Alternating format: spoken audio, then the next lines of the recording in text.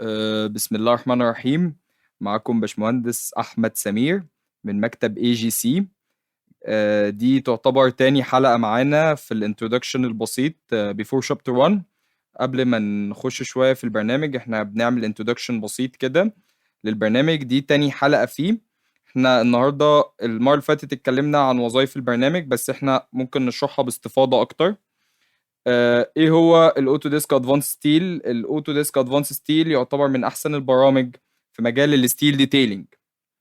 ايه هو الستيل ديتيلينج؟ يعني لو حد ما عندوش اي خلفية في حتة الستيل ديتيلينج، الستيل ديتيلينج دي تعتبر من اهم المراحل واصعب المراحل في انتاج برودكت نهائي في مجال الستيل ستراكشر. في الخرسانة ممكن نمثلها او نحطها بالنسبة للخرسانة بتكون حاجة اسمها لوح الورك شوب. لوح الستيل ديتيلينج مشكلتها مشكلة بسيطة جدا، هي مش مشكلة بسيطة، هي مشكلة بتاخد وقت. ان هي اللوح دي بتبقى معقدة شوية، بتبقى فيها تفاصيل الستيل بيبقى فيه تفاصيل معقدة عن الخرسانة. الخرسانة بتمتاز ان هي يعني بيبقى بروجكت كله على بعضه، حاجات بتشيل حاجات. الستيل بتبقى كل حاجة لوحديها، يعني البريسنج بتبقى لوحده، البيمز بتبقى لوحدها. فالبروجكت في الاخر كاوفر اول، لو عندنا بروجكت، لو حد جه بص قبل كده في لوح الستيل هيلاقي اللوح معقده. فانتاج لوحه للستيل ممكن يتطلب من حضرتك اسبوع لو حضرتك هتشتغلها مانيوال.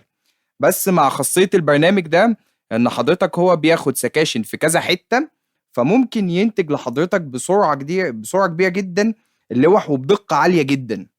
الدقه بتبقى فوق الوصف بصراحه، وبتوفر مجهود عالي جدا للناس، وبتوفر فلوس. ان هو بيوفر حوالي 30 او 40% من الوقت العادي، فده بيترجم بفلوس. وزي ما قلنا في الحلقة السابقة ان هو البرودكت ده لما حضرتك تبقى ايبل ان انت تخرج برودكت تبع الاوتو ديسك ادفانس ستيل، سعرك كمهندس مدني في مجال الديزاين بيختلف تماما، وبتبقى مطلوب في بعض الشركات طبعا في مصر وبره مصر، في معظم انحاء الدنيا. يعني ان هو الستيل ستراكشر مشهور جدا بره مصر، وفي مصر برضو مؤخرا كباري وحاجات كتير قوي بقينا نشتغلها ستيل ستراكشر.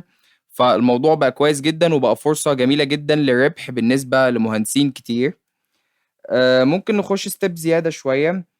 البرنامج ده من شركة اوتوديسك طبعا زي ما احنا كلنا عارفين. دي تعتبر اجمل ميزة في البرنامج، ان هو البرنامج يكون مشابه جدا للاوتوكاد التقليدي اللي احنا متعودين عليه.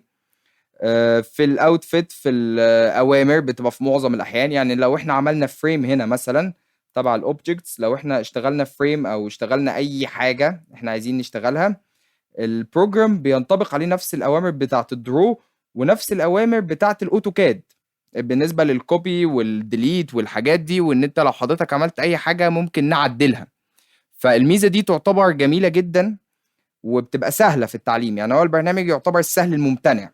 هو لو حد اتعلمه واتقنه في خلال فتره قليله جدا هيقدر يطلع لوح بكفاءه عاليه، وهيقدر يوصل ان هو يطلع لوح سيميلر جدا لحد اشتغلها مانيوال وخد فيها وقت كبير بس هو خلصها في وقت قليل.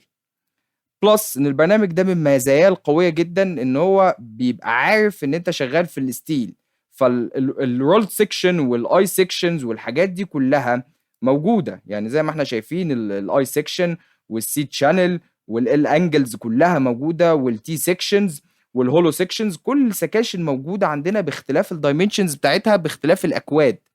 فدي تعتبر ميزه خطيره جدا ان انت حضرتك مش محتاج تعرف سكاشن، مش محتاج ان حضرتك تخش في الحته بتاعت ان انا محتاج اعرف حاجات ومحتاج اعرف البرنامج ان هو ستيل. لا، هو البرنامج بيبقى قاري. بلس ان كده كده البرنامج بيبقى اشتغل اوتوماتيك. لو حضرتك عايز تعمل اي مثلا فريم او حاجه زي كده او بريسنج او حاجات زي كده، بيبقى هو قاري ان هو ستيل ستراكشر، فبيشتغل عليها وبيقدر يوصل لكفاءه عاليه جدا، وبيقدر يوفر مجهود كتير جدا بدل ما حضرتك تقعد ترسم المنشأ ايتم ايتم. يعني هو الحاجات بتبقى جاهزه، حضرتك بتعمل لها دراج وبتشتغلها. ده طبعا هنتعلم الكلام ده كله مع بعض، وهنوصل لمرحله ان احنا نقدر نوفر وقت كبير جدا ونقدر نطلع برودكت فوق الممتاز. الف شكر يا باشمهندسين.